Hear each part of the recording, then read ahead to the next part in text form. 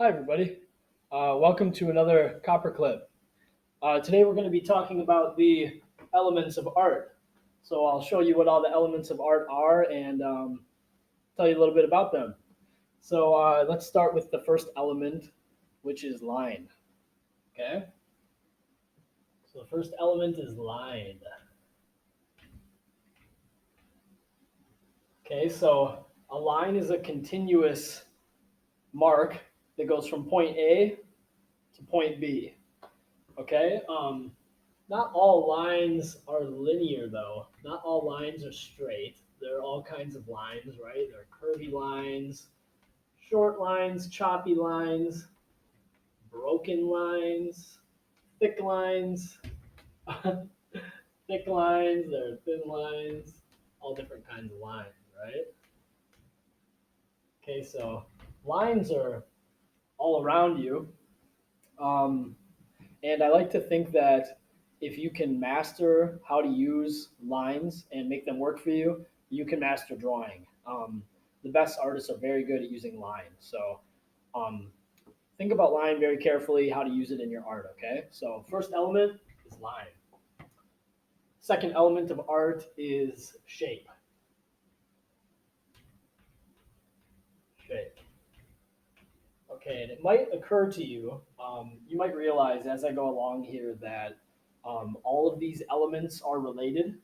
They're all somehow connected to each other. Sometimes one contains another one or they overlap. So start to think about that a little bit as I go along. But a shape is an enclosed space, okay? And they're always two dimensional, 2D. So a shape is an enclosed space using lines. So you can think about your basic geometric shapes like triangles, perfect circles, and squares, things like that. You know, things you learn in like geometry class. These are known as geometric shapes. Okay, there are two kinds of shapes though. There are geometric and there are organic. Okay, so organic shapes are typically found like in nature, and organic shapes don't really have a definition. So think like teardrops or like leaf shapes, you know, things like that. Um, Kind of funky, far out, different sorts of shapes. Anything that doesn't have a definition, essentially, or like a formal term, um, is usually called organic. So I kind of like the organic shapes a little bit more myself. So those are organic shapes, and these are geometric. Okay. The next element of art is form. Okay. Now a lot of students get these two confused. A shape is two dimensional. Forms are three dimensional. So you can walk around them and see them from all angles. They take up space, right? So here's a good example of a form right here.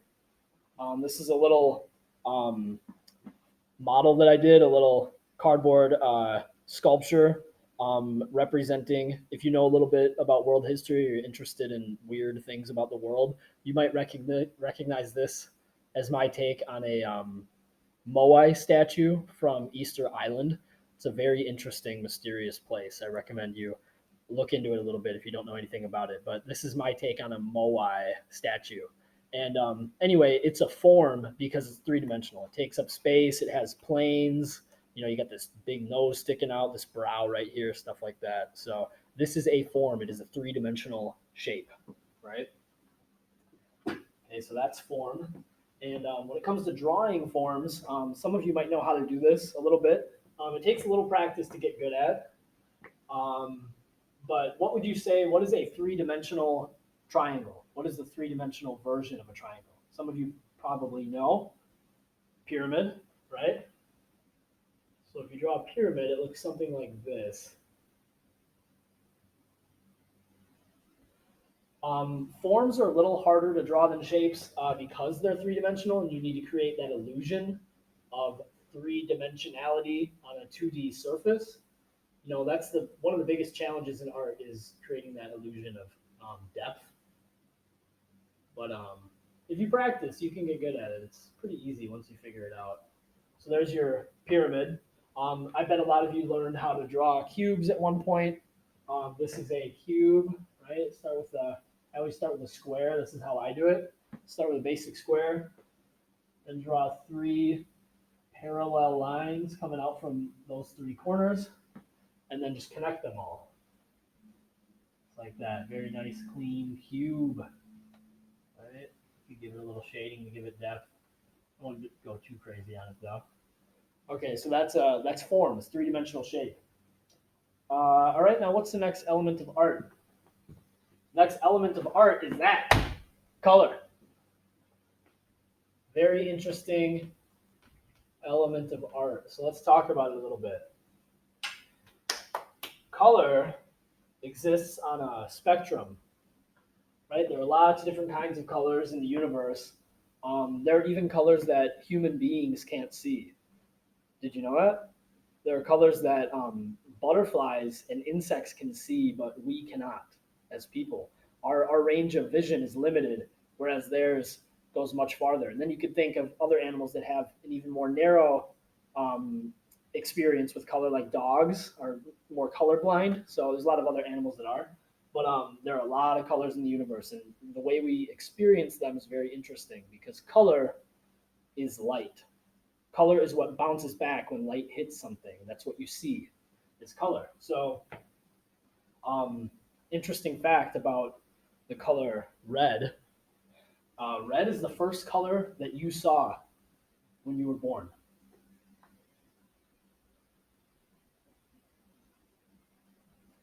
And there's two reasons for that. Red, if you think about science, red has the lowest wavelength of any color, so it's very easy to detect. It's very easy to see. That's why stop signs and that's why street lights, like stoplights and street signs, are red because they catch your attention. Um, and the second reason for why red was the first color that you saw is because you were inside your mother. So you can think about all the blood rushing through her body. And good example of this is if you've ever closed your eyes and looked in the direction of the sun, the light filters through your eyelids and you can see the blood in your eyelids. So red, it's the most visible color. And I like to think of color in the sense of rainbows, right? So you got red, and then you got orange, and you got yellow.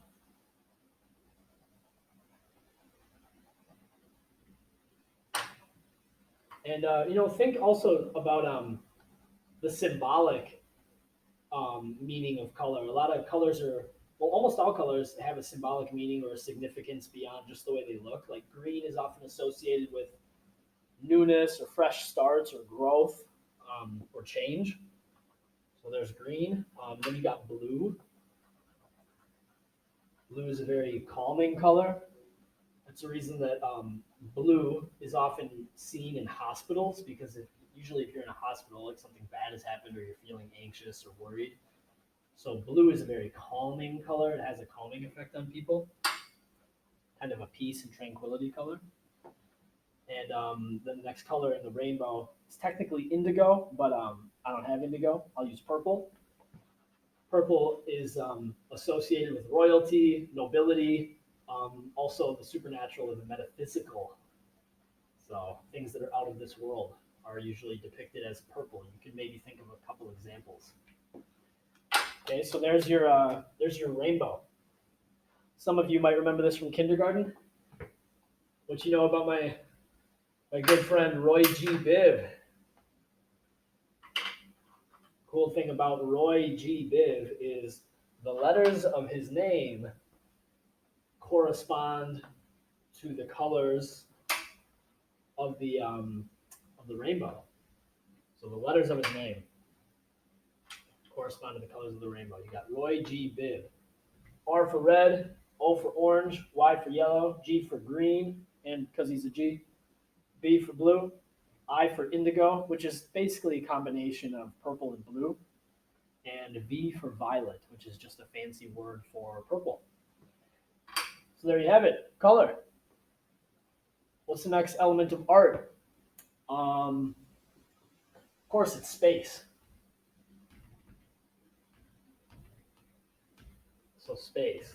If it helps you, you can think about outer space. You can think about things being close or far away. But if you put it in simpler terms, space is the area within or around something. Okay, so there is positive and negative space. Let me talk about that a little bit. So this is a good drawing on an Elements of Art cube that one of my past students did, right? Now this is a drawing representing space. Very simple, but it gets the point across because the positive space is the white dots, okay? And the negative space is the black areas around them, okay? So there is positive and negative space. Negative is the space around something or behind it. Positive is the thing itself. So everything and everyone takes up space. You know, I take up space. So you can think about me as taking up space, but then there is also negative space around me, right? So that's what space is. It's about the areas within or around something. That's space. Okay, the next element of art is value. So a lot of students think about like shading when you think about value. Value is about the light or the dark in something and everything in between. So how light or dark something is refers to its value or its shading, right? So start with the color being really, really light, and then you kind of slowly ease up on the pressure and let it get darker and darker and darker. So that's a representation of value, the light and the dark of something. Okay. I like to use this example of this teapot right here as representing value.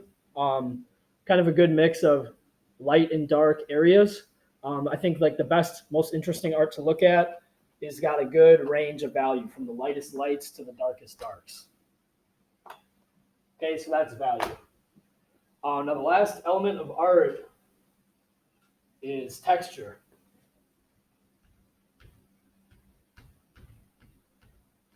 Now I think we all kind of have a pretty intuitive understanding of what texture is, but texture refers to the surface quality of something or the feeling of something. So you can think about things being rough or smooth, you know, bumpy. Just think about words that describe how something feels, right? Soft.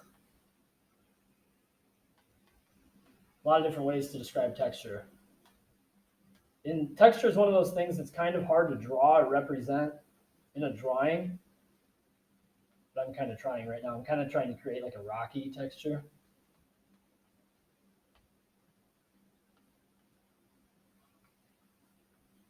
So that's what texture is. It's about the surface quality of something. How something feels. That's what texture is. So I like to use actual examples of real objects when I talk about texture. So I have this piece of driftwood right here that I found on the beach. And if you look at this side, you know, it's very cracked and it's got all these crevices and bumps and, you know, imperfections or whatever. You know, it's got a very rough side right here. So, and then the other side, in contrast to that, is very smooth, you know, very soft to the touch. So I think this is a good representation of texture and what it is. Okay. So those are the elements of art.